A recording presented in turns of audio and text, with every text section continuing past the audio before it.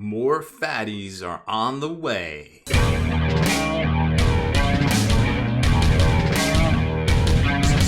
Spiky Bits.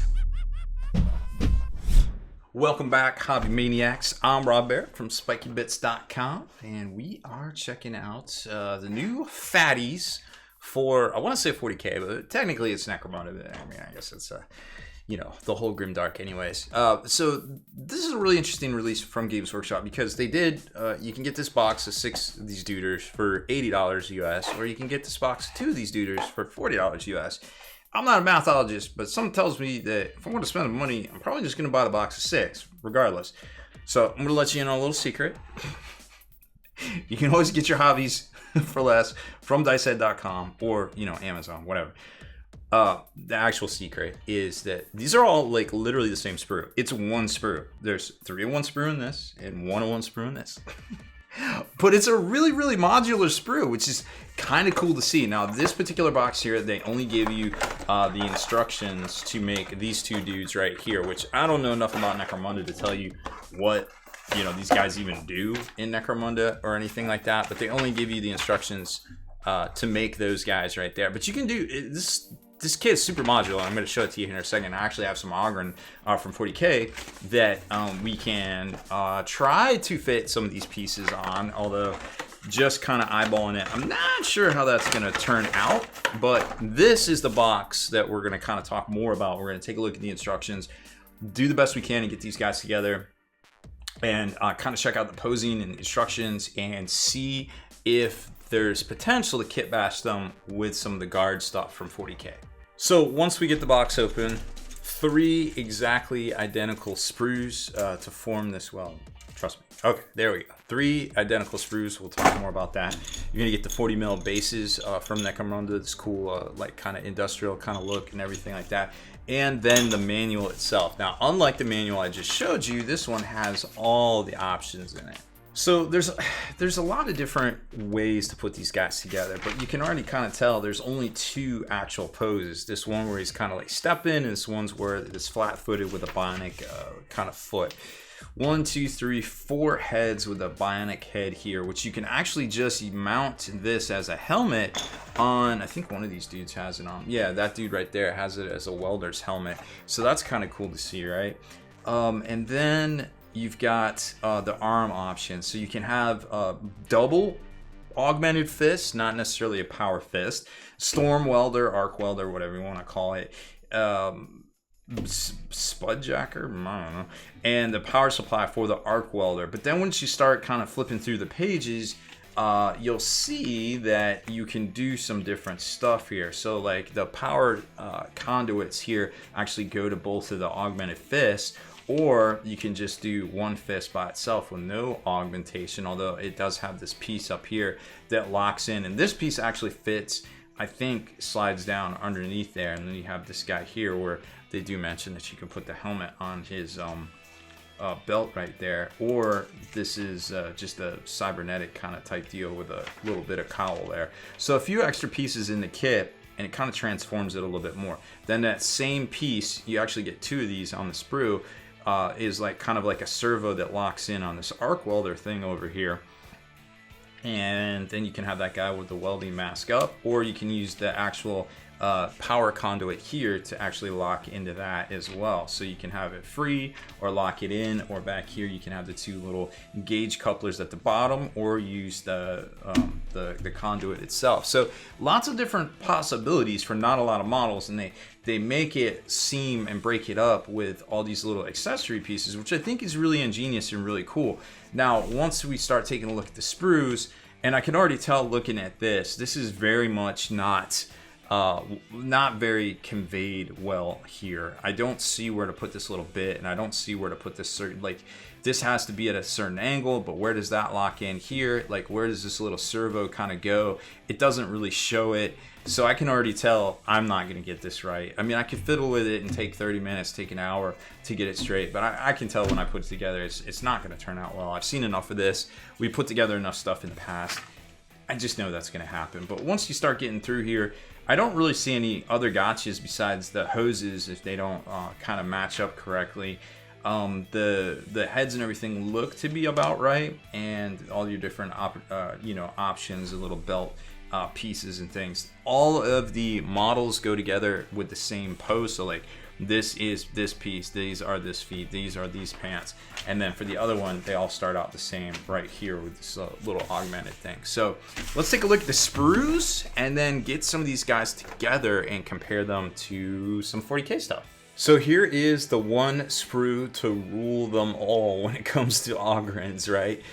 So you can see the different bodies, the different pant section, the different arc welder power supply tops, and then you can start seeing some of the accessories. They go on the back or on the shoulders or things, and then this is actually the piece, the assisted servo, that goes in the back, in the flat of the back, kind of between the shoulder blades, and there's your arc welder, your conduit things, your wrench, and there's those two bits. I don't exactly know where they go. I'm kind of worried about those.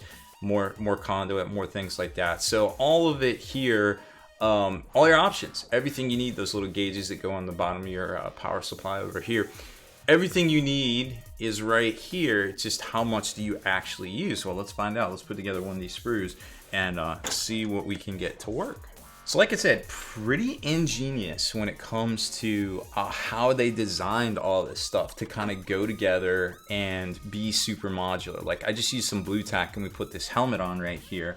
And it is very modular when it comes to that sort of thing. Now this, you remember that arc welder I talked about? I couldn't figure out how to get it to work. Like, it's whatever. I could spend hours on it and fix it. I don't know. Like, I'm just not impressed by their diagram there. It doesn't make much sense. Now there's the piece that goes on the flat of the back I actually used on this other guy here.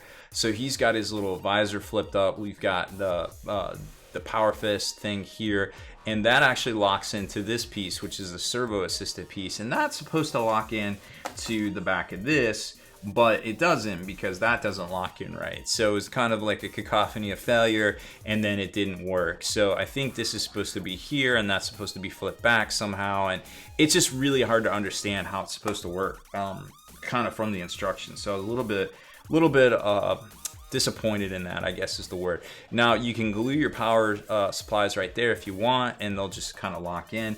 This is just a straight piece right here, so it's very easy to attach things, but over here it gets a little bit more precarious because there's an actual opening into there, which is going to make using some of the 40K stuff, I feel like, rather difficult. Now I didn't clip out and use all the different accessory parts and things from the kit. Now that actually, I want to show you that there actually isn't that much left, and once I cut out all the stuff. So there's those at the bottom, a couple of different heads, couple of different pieces, but surprisingly enough, you can use those to really break up and create something a little different. So here's the other power fist, and this I wasn't able to kind of use blue tack and put it in here, but you can, and it would go in just fine.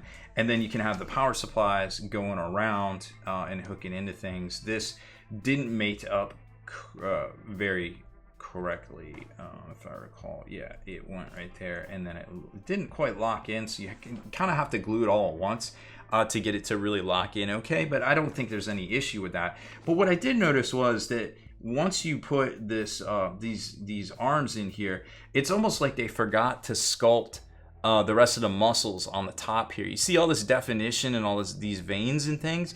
They almost forgot. Well, they did forget to sculpt it up here, which is kind of disappointing, because once you start painting that and you see all this detail down here and all this lack of detail up here, like, wait, what? Like, how does that even work, right? And I thought, well, maybe there's a shoulder pad or something that goes over it, but then I looked at the box and it's just straight flesh, just straight flesh, just straight flesh, just straight flesh. But I mean, you can see here in the actual plastic, not the 3D prints that they paint up, that's not the case. So that's a little disappointing too. I felt like I do like how everything sockets in, but it doesn't matter whichever one. And this power supply is driving me nuts because it keeps wanting to fall off.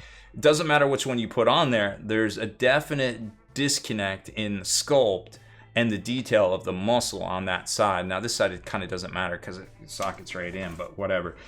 These little gauges go on the bottom of the power arc sort of thing, and that's cool. But this is about as far as I got, just kind of playing around with it. And what I really wanted to see was how they stacked up to the Ogryns in 40K. So here's a painted Ogryn. I think Hellfire Hobbies did this one way back in the day. But you can see they're pretty much the same size-wise. Once you start comparing like the heads, though, the heads are way smaller. I don't know what's up with that, but definitely way smaller. And the shoulders on these guys go over the like cavity sort of thing, and this cavity's in and has the shoulder on it. So I don't think, here's some Ogryn sprues actually. I don't think it's a piece 57. It's not on this one. I don't think these will actually go over very well onto the model itself, which is kind of disappointing. There's 57. So this actually would go over, say, this right here, and that's not going to happen because that's just an open shoulder, right?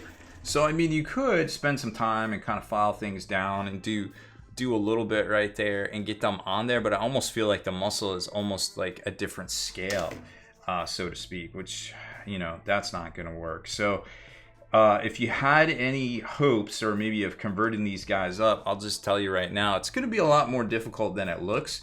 And you may want to just go with some other route or something like that to make some cool dope Ogryns for 40K, because this arc welder doesn't go together so well, and these power fists, while cool, they're not going to really match up well with the 40K versions, which, you know, it is what it is. And there's definitely a disconnect when it comes to the musculatures on this side right here. And then this one's nice and flat, just like this, but not like on the bottom where it gets, you know, super detailed and veiny. So I don't know. I feel like overall it's a pretty cool kit, and you can do a lot with it. But there's just a few very obvious design flaws when it comes to the modular design and the instructions for this and the arms that socket into here. But overall, you know, like I said, lots of cool options. You can do lots of things, and there's no reason you couldn't grab, you know, some armor plates or some crap from somewhere else in 40K, and even some pouches, and put over, you know, those areas on these guys. Here's some shoulder pads. You know, you could cover that up if it really bothered you that much for the muscles. The arc welder is a different story. I don't know how this thing goes together, but I could spend hours on it, but I'd rather not. So I guess that's about it. You know, I think overall cool kit, but you know, a couple little gotchas, so to speak, so to look out for if you're going to build these guys up, and it's going to be way more challenging to port them over to Warhammer 40K. So again, that's it for this one. Thank you very much for watching. Make sure you hit that subscribe button, turn on notifications so you can be the very first to like and comment on all our videos.